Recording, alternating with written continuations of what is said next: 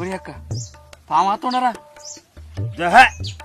ఆమె ఎక్కడిదిరా తొండ రెండు కొట్లాడుకుంటా తిరుగుతానేరా ఊరుకున్నాడురా గంత చిన్నదాన్ని కూడా మీరు గంతగానే భయపడుతున్నారా?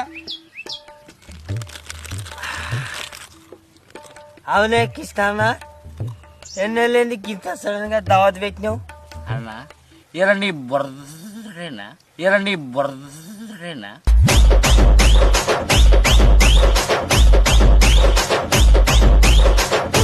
బాడీ లేదు గాడిద గుడ్డు లేదు.